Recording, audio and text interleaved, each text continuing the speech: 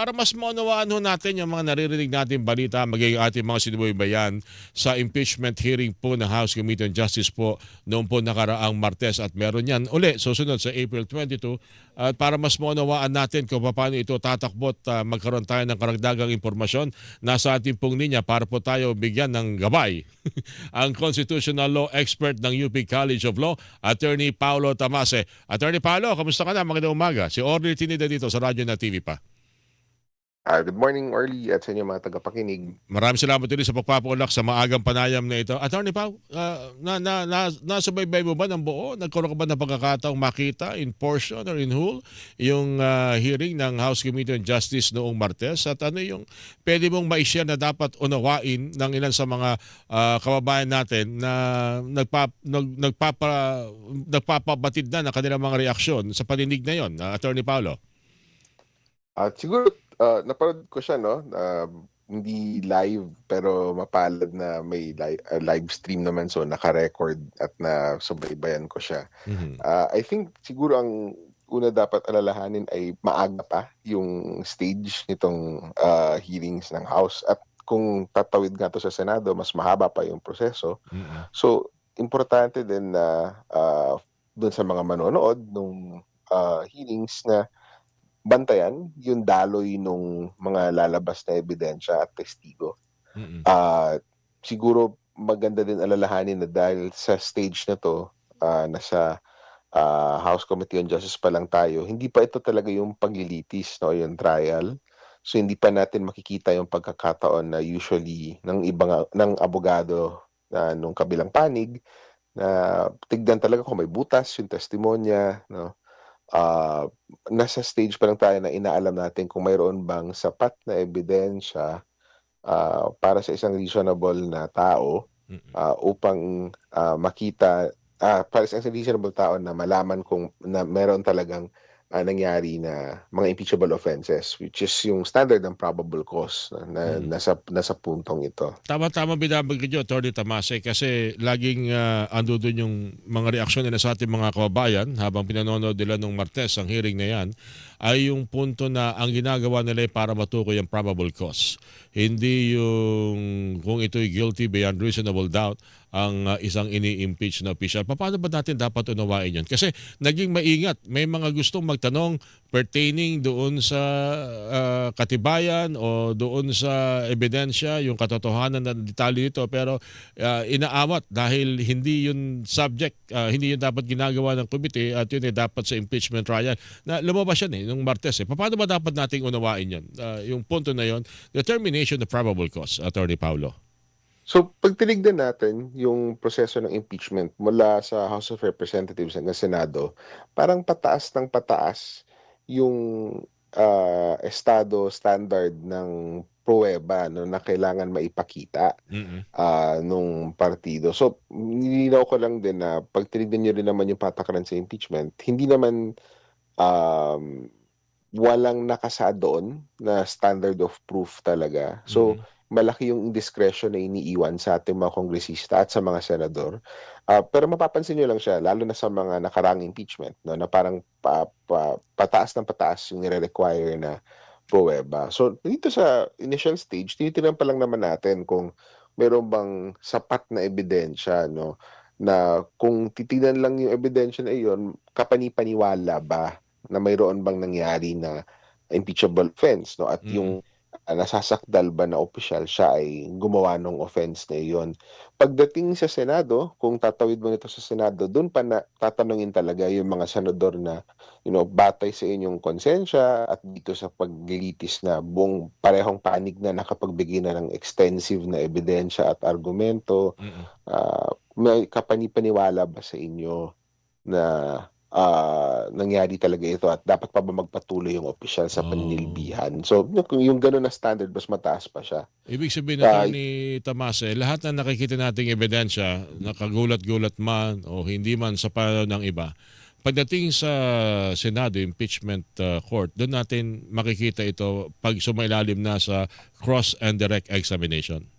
Tama, yung nakikita pa kasi lang natin kasi ngayon, no, yung isang panig pa lang yung Actually, ang nagtatanong kadalasan ay yung mga kongresista 'no, hindi po yung mga abogado. Mm.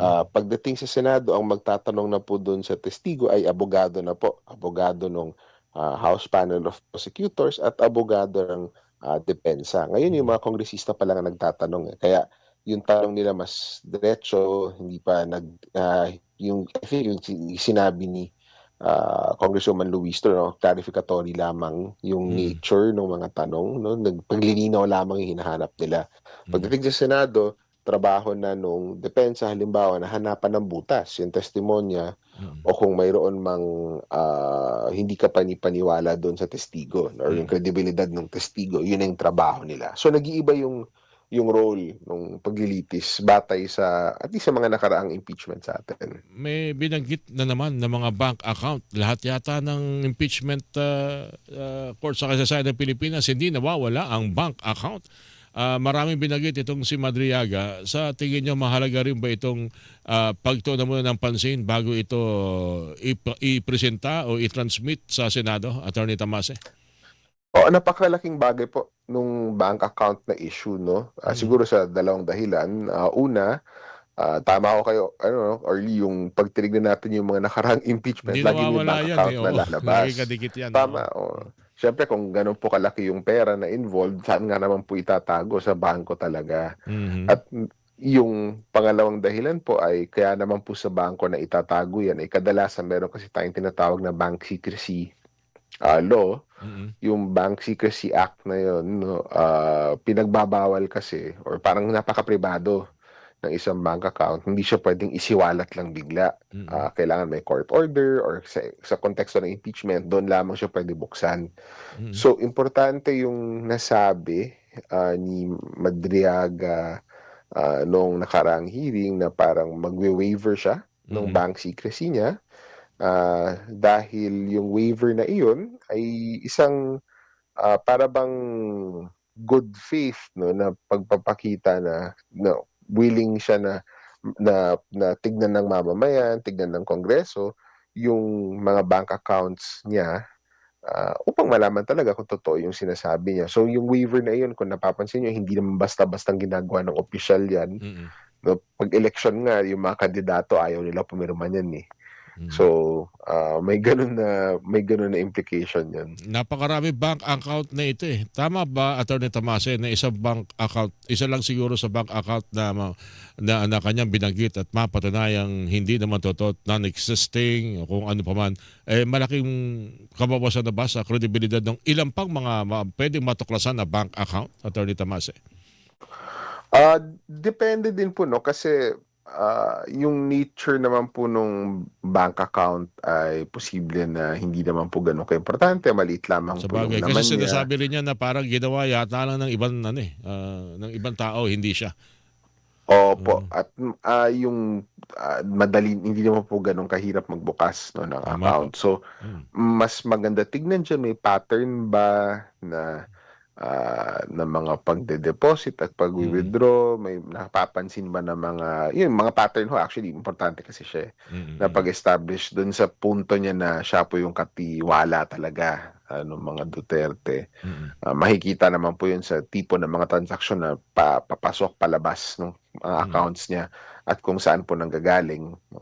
Kung nagma-match po yun dun sa iba pang aspeto ng testimonya niya, Oo. yun po yung mga, mahalaga doon. Oo, yan. Kaya maraming interesadong malaman yung detalye na yan at na pumirma ng waiver si Madriaga. Panghuli na lang, Attorney Tamase, yung binabanggit na dapat nag-focus yung mga nanonood doon sa latter part ng investigation ng Martes. Yung statement ng NBI at COA na mukhang doon pa lang ay pwede ng meron daw probable cause. Sabi ho nung ilang miyembro po ng House Committee on Justice.